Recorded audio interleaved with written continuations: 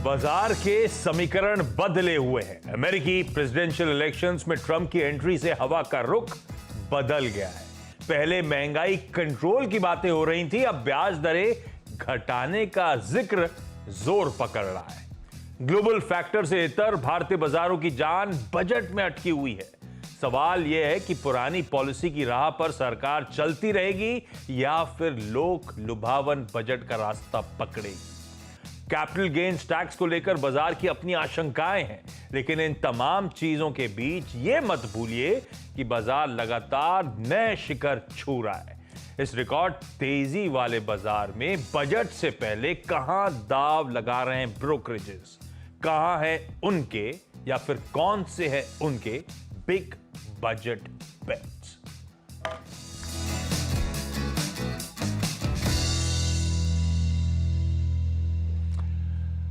आज का शो ऐसा है कि कुछ बताना समझाने की जरूरत है नहीं। बस ये जरूर बता देता हूं कि देश के एक नहीं, दो नहीं, 8 ऐसे जानकार आपको आपकी स्क्रीन पे नजर आएंगे जो जाने जाते हैं शेयर बाजार पे, स्टॉक्स पे अपनी पकड़ के लिए। एक साथ आप सबका जुड़ने के लिए भाई बहुत बहुत धन्यवाद। स्क्रीन पे Mayuresh Joshi market Smith India से, धर्मेश कांत चोला सिक्योरिटीज से, मार्केट एक्सपर्ट हेमंत जानी साहब, मार्केट एक्सपर्ट अमरीश बालिगा साहब, नीचे आपको जोजीत फाइनेंशियल सर्विसेज के गौरांग सर नजर आ रहे हैं, Gaurang Shah, market expert Sudip Bandyopadhyay, JM Financial services के आशीष चतुर्मोता और साथ साथ होम कैपिटल के राजेश अग्रवाल। ये सब है एक साथ एक मंच पे एक समय में जुड़ के जो आज हमारी मदद करने जा रहे हैं। अच्छा, बजट की अहमियत तो आप सब जानते हैं और इस बार की खास है, मोदी 3.0 का पहला बजट पेश होने जा रहा है। निर्मला सीतारमण जी का खुद का 7वां बैक टू बैक ये बजट होगा जो वो डोल आउट प्रेजेंट कर रही होंगी और कहीं ना कहीं वो बार बार विकसित भारत 2047 के टारगेट्स की बात हो रही है। 2047 की अहमियत समझिए, 1947 से 2047 100 साल पूरे हो जाएंगे, अमृतकाल है और हम विकसित भारत की तरफ बढ़ रहे हैं। तो क्या ये मोदी 3.0 का पहला बजट नींव रखेगा उस लॉन्ग टर्म टारगेट्स के लिए, उस डेवलप्ड नेशन बनने की तैयारी जो कर रहे हैं? सबसे पहली चीज तो वो इंपॉर्टेंट, पर वो ठीक है, वो जामा होगा, उस पर अपन बातचीत करेंगे। मैं एक्सपर्ट से पिक्स लूं, एक काम करता हूं, डॉक्टर साहब स्क्रीन पे पीछे रखो मेरे, मैं आ रहा हूं। 5 ऐसी चीजें जो मैंने सिंगल आउट करी हैं जो इस बजट में सबसे इंपॉर्टेंट होनी है, हमारी आपकी सबकी नजरें होनी चाहिए। वो सब ठीक है कि ये स्कीम में वहां सेक्टर को ये सब इंपॉर्टेंट नहीं मेरे लिए, वो सब जो होगा तब देखा जाएगा। इस बार शेयर बाजार के लिहाज से सबसे इंपॉर्टेंट है जो long term capital gains tax लगाया जाता है, उस एग्जिस्टिंग स्ट्रक्चर में क्या कोई बदलाव करने की तैयारी की जा रही है या नहीं। भाई रह के ये डर रखता है बाजार को। पिछले बजट मुझे याद है पूरे टाइम में सुनता रहा, ये वर्ड का इस्तेमाल ही नहीं हुआ था, पर इस बार फिर से नॉइस आपने सुना ही होगा, सब कंसर्न्ड है। और अगर बदलाव होने, short term long term capital gains tax, अब मैं समझाने जा नहीं रहा हूं, quickly with in a period of 12 months अगर मैं अपने शेयर लिस्टेड स्टॉक में प्रॉफिट बुक कर लेता हूं तो 15% सीधे सीधे टैक्स लगता है। 1 साल से ऊपर का टेन्योर हो जाता है, उसके बाद प्रॉफिट बुक करता हूं और उस असेसमेंट ईयर में 1 लाख से ज्यादा का प्रॉफिट हो चुका होगा तो लॉन्ग टर्म लग जाएगा अतिरिक्त अमाउंट पे। ये था बदलाव, मतलब या तो इस टेन्योर के साथ, होल्डिंग पीरियड के साथ कुछ छेड़छाड़, या फिर जो रेट ऑफ टैक्स की मैं बात कर रहा हूं 10 और 15%, उसमें कोई चेंजेस आ जाए। दोनों बाजार चाहता नहीं है जो एग्जिस्टिंग है उसमें कुछ बदलाव हो। कुछ भी होगा थोड़ा सा डेट्रीमेंटल होगा, थोड़ा सा नीजक रिएक्शन होगा, और स्लैब्स बदल रहे हैं तो फिर थोड़ा सा इलॉन्गेटेड पेन हो सकता है। पर ये सबसे इंपॉर्टेंट, क्योंकि टैक्सेशन की बात मैंने छेड़ दी है, दूसरी सबसे इंपॉर्टेंट बात ध्यान रखिएगा, एफएनओ में ट्रेडिंग करके जो गेन्स हम कमाते हैं उसके टैक्स ट्रीटमेंट में कोई बदलाव की तैयारी हो रही है क्या? क्योंकि आपने ऑफ लेट चाहे गवर्नमेंट हो चाहे रेगुलेटर्स हो, सबसे बहुत सुना होगा एफएनओ में स्पेक्युलेटिव एक्टिविटी बढ़ रही है, कंसर्न्स जाहिर हुए थे। कंसर्न्स हैं तो उसे एड्रेस करने की जरूरत, और हो सकता है ये बजट उसमें कर रहा हो। अब कर क्या सकते हैं, इसको अब तक ट्रीट करा जाता है जो गेन्स होते हैं नॉन स्पेक्युलेटिव बिजनेस इनकम के तौर पे। कहीं इसको बदल के स्पेक्युलेटिव की कैटेगरी में डाल दिया गया तो हायर टैक्स रेट्स लगते हुए नजर आएंगे। नजर रखिए, टैक्सेशन के लिहाज से ये दो इंपॉर्टेंट चीजें जो हम और आपको रडार पे रखनी है। आमतौर पे तीसरा इंपॉर्टेंट, ये इस समय सबसे प्रोमिनेंट मेरे लिए टैक्सेशन के बदलाव है। अदरवाइज इंपॉर्टेंट क्या होता है बजट में, वो आपके लिए फिस्कल डेफिसिट का आंकड़ा। भाई इस बार सबको पता है कुछ पॉपुलिज्म का ओवरडोज हो सकता है, शायद नीड ऑफ द आवर भी हो और शायद किसी तबके की जरूरत भी हो और मजबूरी भी हो, जो भी हो, वो पॉपुलिज्म का ओवरडोज हो सकता है। पर लकीली इस बार आरबीआई के तगड़े डिविडेंड डोल आउट से बढ़िया कुशन मिला हुआ है। 5.1% इंटरिम बजट ने रखा था फिस्कल डेफिसिट का आंकड़ा। मैंने कई सारे अर्थशास्त्रों की रिपोर्ट्स पढ़ ली, कई सारे ब्रोकरेजेस के कॉल्स देख लिए, क्योंकि कंफर्ट है इस समय उस डोल आउट से आरबीआई के।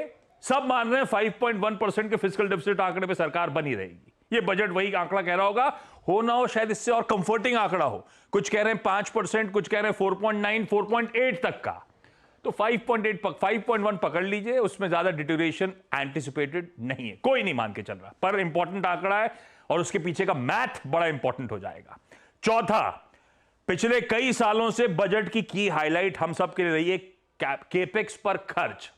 वो FY21 ऑनवर्ड्स लगातार केपेक्स पे स्पेंड्स बढ़ते ही चले जा रहे हैं और FY24 का फुल बजट जो था 10 लाख करोड़ पे पहुंच गया था और इंटरिम बजट जो आया 11.11 लाख करोड़ पे पहुंच गया था, 11% का इंक्रीज था।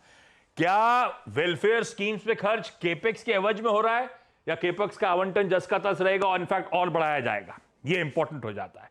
और पांचवा, ये जो पैनल बैठा है सबके लिए, मेरे लिए और आपके लिए, यार सबको लग रहा है इस बार बहुत टाइम हो गया है, इन्फ्लेशन भी बहुत है, जेब में पैसा बचता है नहीं, तो इनकम टैक्स के फ्रंट पे कोई रिलीफ और लॉन्ग ड्यू भी है। अब वो कैसे हो सकती है भाई? स्टैंडर्ड डिडक्शन में हाइक, चाहे वो टैक्स रेट्स या स्लैब्स में बदलाव, या फिर 80C एग्जेम्पशंस के थ्रू उसका दायरा बढ़ाने की कोशिश, कुछ भी हो सकता है। वो एनीबॉडीज गेस क्या होगा, पर I will keenly watch out यहां पे कोई बदलाव, कोई फेरबदल हो। अमरीश, कान नजर आपकी रहने वाली है, आपके लिए सबसे इंपॉर्टेंट इस यूनियन बजट में क्या?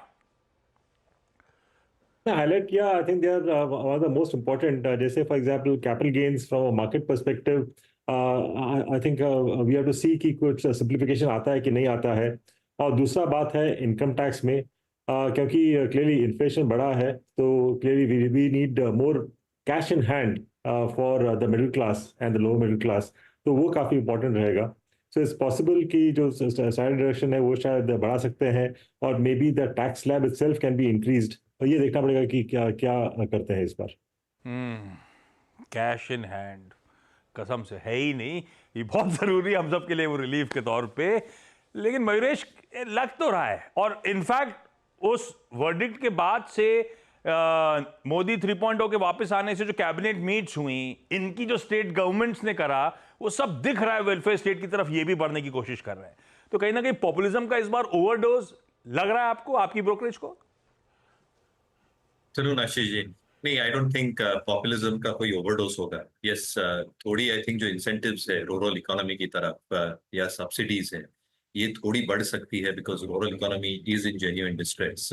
और दूसरा जो हम फ्रीबीज की बात कर रहे हैं, आई थिंक मुझे नहीं लगता, I think budget is a probably platform for doing this and I don't think the government will undertake any sort of a massive freebie programme. दूसरा, आई थिंक जो सैलरीड क्लास की आप बात कर रहे थे, वहां पे थोड़ी राहत आ सकती है, but sum of all parts मिला के आप अगर ये एलोकेशंस भी देखेंगे, जो आरबीआई का एक एक्सेस बोनेंजा है 1 लाख करोड़ का, that should probably take care of all these elements. लेकिन थोड़ी से क्या होगा, आप बोलने के लिए तो बोल सकते थे ज्यादा रिलीफ मिल जाए, आए जैसी वीक, कम से कम दिल को तो अच्छा लग जाता, 2 दिन वीकेंड अच्छा चले जाता। लेकिन ठीक है। हेमांग सर, वैसे सबसे बड़ा कंसर्न तो सब अपनी जगह, अगर फिर से कैपिटल गेन्स को छुआ नहीं तो आधा काम तो, आधा क्या मुझे लगता है पूरा काम हो जाएगा। पर आप लोग क्या पेंसिल इन कर रहे हो कोई बदलाव, कोई छेड़छाड़ करने की वाकई जरूरत है? हर बार ये पिछले 3-4 साल से मार्केट में ये बात आती है कि गवर्नमेंट कुछ बदलाव कर सकती है कैपिटल गेन्स में, बट एटलीस्ट ये मुझे उसका चांसेस बहुत ही कम लगता है, बिकॉज आप देखिए सेंटिमेंट काफी अच्छा है मार्केट का, और पीएसयू स्टॉक्स में जिस तरह की री रेटिंग हुई है, जिस तरह का सेंटिमेंट है, उसमें शायद गवर्नमेंट अभी ये मौके पर उसमें कोई बदलाव करना जरूरी ना समझे। और जो F&O की बात है जो आपने जिक्र किया था वो बहुत इंटरेस्टिंग एस्पेक्ट है कि एक तो एसटीटी की कलेक्शन जबरदस्त आ रही है और दूसरी तरफ जो रिटेल का ऑप्शन में जो पार्टिसिपेशन है उसको कम करने के लिए कुछ सुझाव एक्सपर्ट पैनल ने दिया है। तो ये बजट में कोई टैक्सेशन रिलेटेड टिंकरिंग होती है कि नहीं वो देखना थोड़ा इंटरेस्टिंग हो जाएगा। चांसेस कम है बट अगर अगर ऐसा उनको लगा कि भाई F&O में टैक्सेशन में थोड़ा बदलाव कर देना चाहिए, उसको स्पेकुलेटिव कैटेगरी में डाल देना चाहिए, तो ये थोड़ा सा नेगेटिव उसका प्रभाव पड़ सकता है, पर मुझे उसके चांसेस काफी कम लगते हैं। वैसे धर्मेश, बढ़िया सी ब्रोकरेज को आप रिप्रेजेंट करते हो। मैं चाहता था सेक्टर स्टॉक्स पे उतर आऊं, लेकिन वो बाद में। केपेक्स पे खर्च, ये अच्छा इंटरिम आया तो थोड़ा डिसअपॉइंटमेंट हुआ था मुझे, क्योंकि हम लोग 20-30% के केपेक्स पे स्पेंड बढ़ते हुए देख रहे थे। FY24 से इंटरिम के बीच में केवल 11%। आप लोग क्या पेंसिलिन कर रहे हो इस बार केपेक्स पे स्पेंड्स को लेकर चोला सिक्योरिटीज पे? Ashish ji, extension of interim budget का हम लोग पेंसिलिंग कर रहे हैं, अराउंड 12% के आसपास होना चाहिए। आपने जैसा बोला ना कि छेड़छाड़ करने की जरूरत है क्या, मुझे नहीं लगता सरकार इस बजट में कोई छेड़छाड़ करेगी। अगर करना ही है तो फिर FY26 के लिए जब जनवरी में बजट पेश करेंगे वो लोग, तो वहां पर करेंगे। अभी ये स्टेटस क्यों रहेगा आशीष जी, कुछ भी चेंज नहीं आना चाहिए। And that would be thumbs up. वो भी बेटर थम्स अप है, अगर कुछ बदलाव ना हो। और मयूरेश सही कह रहे हैं, मुझे भी नहीं लगता। हाँ, ये जरूर है किसान और महिलाएं ये की थीम हो सकता है इस बजट का, ऐसा लगता है अब तक सुन के पढ़ के और जो करा है सरकार ने उसको देखते हुए। पर बहुत ज्यादा पॉपुलिज्म का ओवरडोज अनलाइकली है। थोड़ा सा कुशन है, वो कुशन के थ्रू स्कीम्स में डोल आउट हो जाएगा, शायद ये सब हो सकता है। खैर, मैं तो चाहता था कि ये अमृतकाल का ब्लूप्रिंट, ये लोग क्या देखना क्या सुनना चाहते हैं वो इस बार बजट में, पर उसके लिए अब समय है नहीं मेरे पास। ये बातचीत होती रहेगी एक्सपर्ट से, अभी तो अपने पास एक दिन और बचा है। अब अपन की थीम पे चला जाए, बिग बजट बेट्स। इन एक्सपर्ट से जान लिया जाए एक एक फंडामेंटली स्ट्रॉन्ग काउंटर। अब ये किसी को नहीं पता बजट में क्या अनाउंस होगा, तो फंडामेंटली इतना स्ट्रॉन्ग जिसमें शायद अतिरिक्त बजट टूल भी दे दे, और एनी विच वेज वो स्टॉक अपने आप में इतना साउंड है कि बढ़िया कमाई करके देगा। और कोशिश करूंगा एक बार बजट प्रेजेंट हो जाए, उस डस्ट सेटल हो जाए, इसी पैनल के साथ पोस्ट बजट भी, बजट के बाद भी एक ऐसी पिक्स का शो कर लूंगा। खैर, शुरुआत करते हैं। एक काम करें, हेमांग सर आप शुरू करो, सबसे प्रिफर्ड बेट। वैसे तो मैंने PSU से ही स्टॉक को चुना है और स्टॉक का नाम है ONGC और इसमें हमारा जो टारगेट प्राइस है वो 380 का रहेगा। तो आई थिंक एक बहुत बड़ा री रेटिंग देखा है पर्टिकुलरली ऑयल PSUs में, और जिस तरह की प्रोडक्शन ग्रोथ गैस के अंदर हम लोग देख रहे हैं, जिस तरह के टारगेट्स ONGC के हैं, तो काफी बड़ा रैंप अप होगा टिल FY26। और जो ऑयल का प्रोडक्शन कम हो गया था वहां पे भी एक थोड़ा सा रिवाइवल देख रहे हैं। दूसरी बात यह है कि जो बाकी के इन्वेस्टमेंट है ONGC के ऑयल मार्केटिंग कंपनीज में, उसके अंदर भी एक बहुत बड़ा री रेटिंग हमने देखा है। तो काफी इंट्रिंसिक वैल्यू जो है वो बढ़ चुका है। डिविडेंड यील्ड है 4-4.5% का।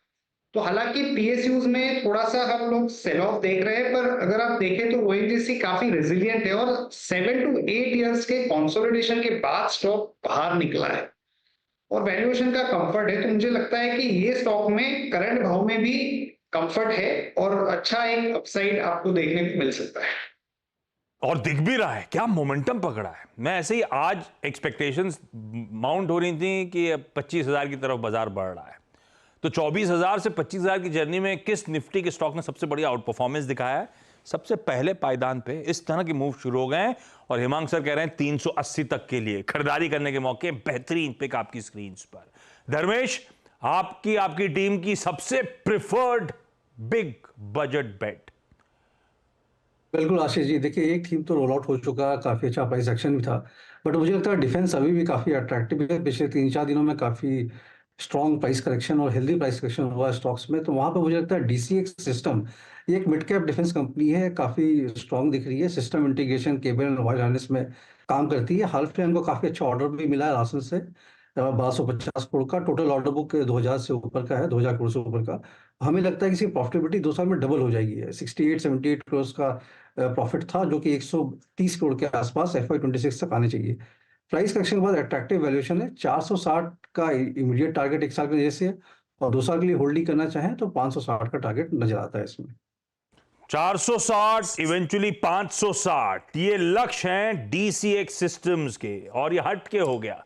डिफेंस में अपन लोग आमतौर पे वो सरकारी कंपनी रह के रेटोरिक के तौर पे सुनने को मिलती हैं। ये बढ़िया सा नया डिफेंस आइडिया आपकी स्क्रीन पे, डीसी नया मतलब धर्मेश पहले भी मेंशन कर चुके हैं, लेकिन इंटरेस्टिंग, ये सबसे बेहतरीन डिफेंस बेट आपकी स्क्रीन पे। मयूरेश, आप लोग के पास सबसे बेहतरीन आइडिया बजट रिलेटेड है। तो मार्केट्स पर इंडिया में हम वेल्सपन कॉर्प को वॉच लिस्ट पे रख रहे हैं। 2-3 चीजें, एक जैसे हेमांग ने भी कहा, जो ऑयल एंड गैस पे स्पेंडिंग होगी वो इंक्रीमेंटली बहुत ज्यादा होने वाली अगले कुछ वर्षों में, और इसलिए जो पाइपलाइन नेटवर्क लगेगा सिटी गैस डिस्ट्रीब्यूशन कंपनीज का 16,000 किलोमीटर का अभी है, that will be extended to almost 27,000-28,000 kilometre अगले 2 या 3 वर्षों में। तो आई थिंक 12,000 किलोमीटर का जो आउटले करना है, वेल्सपन कॉर्प जैसे कंपनीज बेनिफिट करेंगी। दूसरा, आई थिंक इन्होंने जो फोरे किया है यूपीवीसी पाइप, जो बैकवर्ड इंटीग्रेशन किया है, काफी कुछ innovations is going to help them because of the real estate sector, agriculture में जो पाइप्स लगते हैं प्लास्टिक के, ये सारी चीजें इनको हेल्प करेंगी। तीसरा, इनका जो इंटरनेशनल ऑर्डर बुक है, स्पेसिफिकली सऊदी अरामको को देखिए और Permian basin in the US, वहां पे आई थिंक जो पाइपलाइंस जुड़ रही है वो काफी सिग्निफिकेंट है। इनफैक्ट वेस्ट और waste water along with desalination, यहाँ पे एक बहुत बड़ी अपॉर्चुनिटी इनको आ सकती है। Already seeing that in Saudi Arabia as well as Indian markets as well. यहाँ पे मुझे लगता है बजट में एक बहुत अच्छा खासा एलोकेशन हो भी सकता है। Last but not the least, from a balance sheet perspective, इनके जो डेट इक्विटी लेवल्स है काफी नीचे आ चुके हैं। मैनेजमेंट प्रॉब्ली फील्स दैट जो 0.1 0.2 का डेट इक्विटी है, the maximum that can happen even if they do capacity expansions will not exceed 0.4 going forward. तो हमें लगता है, आई थिंक बजट को नजर रखते हुए और अर्निंग्स को नजर रखते हुए वेल कॉर्प एक अच्छा विकल्प हो सकता है। क्या मूव आ रहे हैं। कंसोलिडेशन के बाद ठंडा पड़ा था, उसके बाद अचानक बहुत सी तेजी वेल्सपन कॉर्प में देखना शुरू हो चुकी है। मरेश का preferred pick, oil and gas space की बात हो रही है। अभी अभी कुछ देर पहले ऑयल मिनिस्टर साहब का एक ट्वीट भी आया है, एक नई गैस डिस्कवरी असम में। तो ये स्पेस को रखिए रडार पे भाई, हरकत पे है। अमरीश, आपका सबसे प्रेफर्ड बजट बेट। आशीष, मेरा एक्सपेक्टेशन है कि फार्म और रूरल फोकस रहेगा बजट में। तो मेरा पिक है बैंक ऑफ महाराष्ट्र। ये एस्टेब्लिश किया था 1935 में, पीएसयू बैंक है, करीब 2500 ब्रांचेस है और इसमें 50% ब्रांचेस रूरल और सेमी अर्बन एरियाज में है। लास्ट 3-4 साल में काफी कंसिस्टेंट इंप्रूवमेंट रहा है इनके परफॉर्मेंस में। Q1 के जो अर्निंग्स आए थे, like it was the highest net profit declared till date, 24% YoY growth था, और ओवरऑल डिपॉजिट बुक में भी ग्रोथ दिखा है 10% YoY। एसेट क्वालिटी भी काफी इंप्रूव हुआ है। Gross NPA is about 1.88, net NPA 0.2%, और अभी एक स्पेशल एनपीए रिडक्शन प्लान भी इन लोगों ने शुरू किया है वन टाइम सेटलमेंट का। तो बाय एक्सपेक्टेड कि बाय सितंबर अबाउट 500 प्रॉपर्टीज इन लोग ऑक्शन करेंगे। तो इससे इनकी जो एसेट क्वालिटी है ये काफी इंप्रूव होगा यहाँ से भी। तो एक्सपेक्टेड ईपीएस फॉर FY26 करीब 8.5 का है, और यहाँ मेरा टारगेट प्राइस बनता है 85 का, which is about 1.75x adjusted book value. बहुत सही, क्या मूव। सरकारियों में हम सब बाकी बैंक से चर्चा करते हैं, सबसे ब्यूटीफुल टर्न अराउंड जिसका हुआ वो आपकी स्क्रीन पर है। री-रेट हुआ, री-रेट के बाद बढ़िया कंसोलिडेट हो रहा है, और अब अमरीश कह रहे हैं फिर तूल पकड़ेगा 85 के लक्ष्य के लिए। बैंक ऑफ महाराष्ट्र रडार पे रखिए। एक काम कर रहा हूं, अभी तो आपने जो 8 गेस्ट देखे हैं, मैंने ऊपर के चारों से डिस्कशन शुरू करा है, अभी नीचे के 4 इंतजार कर रहे हैं। ब्रेक के उस पार नीचे के 4 जो एक्सपर्ट्स हैं उनके साथ बातचीत की शुरुआत और उनके बेहतरीन पिक्स। ब्रेक के बाद आपका स्वागत है हमारी इस खास बजट से पहले वाली पेशकश, बिग बजट बेट्स में। 4 पिक्स हो गई हैं, इधर उधर की बातचीत रोक रहा हूं मैं, सीधे पिक्स जो मूल मकसद है उस पर जाऊंगा। डॉक्टर साहब कह रहे हैं समय कम है, गौरांग सर सॉरी, लेकिन सीधे आपका सबसे प्रेफर्ड पिक आइडिया आज के लिए मतलब बजट रिलेटेड सबसे बेहतरीन फंडामेंटल पिक। नाम है कंपनी का इंजीनियर्स इंडिया लिमिटेड। हाल ही में इस कंपनी ने अपना एक नया सर्वोच्च स्तर बनाया था।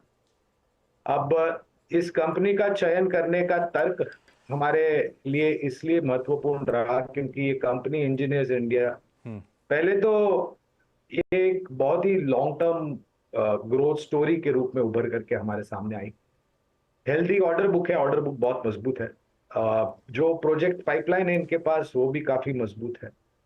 तीसरी बात, इन्होंने डाइवर्सिफिकेशन बहुत अच्छी तरीके से किया है, डिकार्बनाइजेशन कारोबार में गई, उसके साथ साथ बायोफ्यूल्स और ग्रीन हाइड्रोजन में, जो कि सरकार के तरफ से एक बहुत बड़ी मुहिम और बहुत बड़ा काम करने की Yes. नीतियां सामने रखी हैं। बैलेंस शीट बहुत ही अच्छी है इनकी, और जिस प्रकार से इनका अनुभव है, जिस क्षेत्र से ये कंपनी जुड़ी है और Okay. जो सालों से इनका अनुभव रहा है, वो भी काफी सक्षम और मजबूत। तो पेट्रोलियम रिफाइनरिंग में कामकाज करती है, ऑनशोर ऑफशोर ऑयल और गैस क्षेत्र के लिए अपनी सेवाएं उपलब्ध कराती है, पाइपलाइंस लगाने में मदद करती है, स्ट्रैटेजिक स्टोरेज के लिए सेवाएं उपलब्ध करती है, पोर्ट्स एंड टर्मिनल्स बनाने में सहायता करती है, फर्टिलाइजर, माइनिंग, Okay. इंफ्रास्ट्रक्चर, हाँ, water and waste management, biofuels और ग्रीन ये hydrogen. Basically oil and gas space का ये एक्सटेंशन कह लीजिए आप।